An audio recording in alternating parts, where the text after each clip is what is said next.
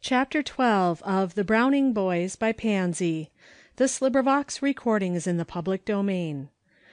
12 The Answered Prayer. Fear not, for they that be with us are more than they that be with them. The things which are impossible with men are possible with God. I was glad when they said unto me, Let us go into the house of the Lord. Mrs. Browning went about all day with a sorrowful face, and 2 or 3 times when she came out of her little bedroom, her eyes were red. The boys were troubled. Mother had not looked that way even during Effie's sickness. The fact is, that then she had not had time to cry. She had just hung over Effie and planned and worked for her comfort day and night. Effie was quite well again, and was flitting through the house as gay as a bird, and mother had much ado to keep back the tears sometimes before her. This both Aleck and Ben saw, and thought over for some time before they went out to the woodpile and sat down, one on a log, the other on a sawhorse, and talked it over. Clearly something was the matter. It did not seem as though it could be money this time, for father was at work pretty steadily, and it was astonishing how much that printing press, and the garden, and the store work that Ben was doing, amounted to. To be sure, there was the doctor's bill for Effie's sickness, but the boys had themselves heard the doctor say, "Don't let that trouble you, Mr. Browning. Some time when you can pay me as well as not, you may do so. Or you may pay me a little at a time, and be a year about it if you want to." The boys knew their father would pay just as fast as he could, but he had looked grateful and thanked the doctor, and spoken more than once of his kindness. That did not seem to be a thing for mother to cry over. The decision from the woodpile was, that mother must be asked the very next chance they had alone with her. The next evening, after tea, came the chance. Effie was playing croquet in the next neighbor's garden, and Mr. Browning sat on the piazza planning an addition to the neighbor's house. Mrs. Browning was mending Aleck's coat, and he, in his shirt sleeves, leaned his elbows on the stand and inquired, in the name of Ben and himself, what was the matter. At first the mother tried to evade the question. How did they know that anything was the matter? What observing boys they must be! They mustn't watch mother so closely and find out her secret. Then it was nothing that they could help, and it was no use to worry them. Still, since they insisted, she did not know but they might as well understand. Perhaps they would all know too soon. Didn't they watch father too? Didn't they notice how he was coughing again this autumn, beginning earlier than last year? No, really, the boys, busy with their mother, and seeing little of father, had not noticed. "Well," the mother said with a heavy sigh, "such was the case, and there were reasons why it was a more serious thing for him to be coughing now than it was last winter. The doctor knew it was serious, and had told him so, and that was one reason why the doctor had been so very kind about the bill. He knew there were more bills in store for them. Only a few days ago she had coaxed and coaxed father, until at last he had had a long talk with the doctor, and had been told—" Here the mother stopped, her eyes full of tears, and her lips quivering so that for a minute she could not speak. "Told what?" asked both boys at once, pressing forward in their eagerness and anxiety. Sorry for their mother, but oh, they must hear right away what this was that father had been told. So she struggled with her tears and began again. "Told that his lungs were a good deal affected, and that he could not hope to get well in this climate. If he could go to the South and stay all winter long, until the mild June days come again, perhaps he might get well. But here, with the hard winter before him, and with the necessity of being exposed to it, the thing was impossible. And your father says he might as well have been told that he must go to the moon as to the South, for the one is not more impossible than the other." and here Mrs. Browning gave up to her tears for a few minutes. Only a very few, for Mr. Browning, warned by the gathering darkness, ended his talk on his neighbor's piazza suddenly and came in coughing. The boys looked at him with wide-open, critical eyes, and wondered how it had been possible for them not to notice that he was growing thin and pale. Here truly was something to think and talk about.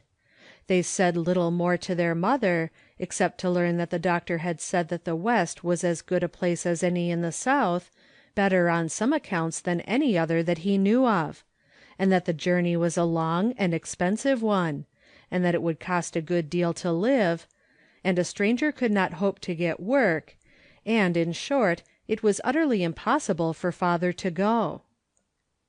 The boys had no answer to make to this, for certainly it looked as impossible as anything could.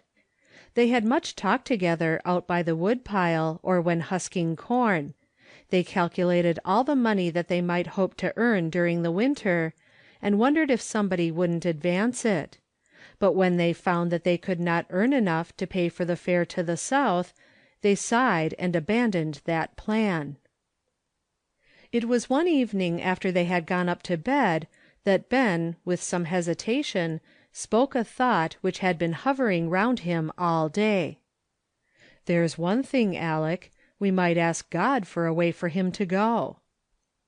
"I know it," said Aleck, kicking his boot halfway across the floor.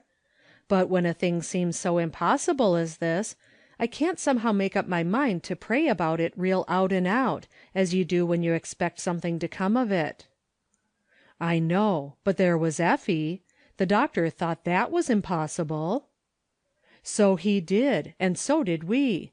But somehow you couldn't help praying about that. It seems as though God could do those things better."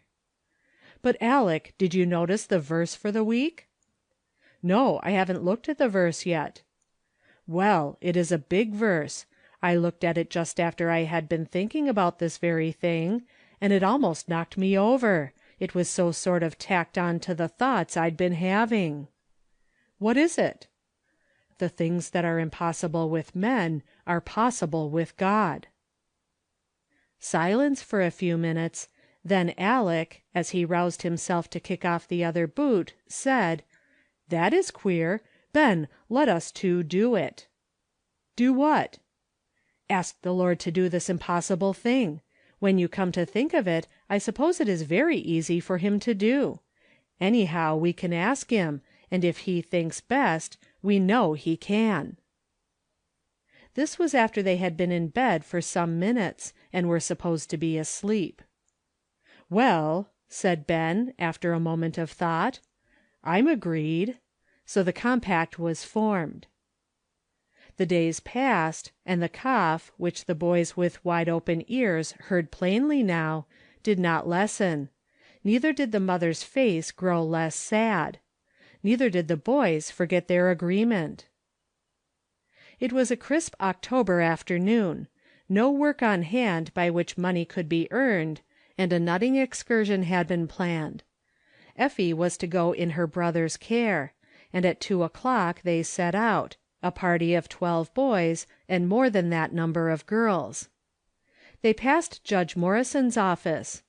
"Well," he said, coming to the door, "here is a company of you. I ought certainly to be able to get my errand done. Which of you boys will go down to Judge Belmont's office with this package, and get it there before the 4:00 train goes out?" "None of us, sir," said Charlie Bacon, with a sort of rude merriment.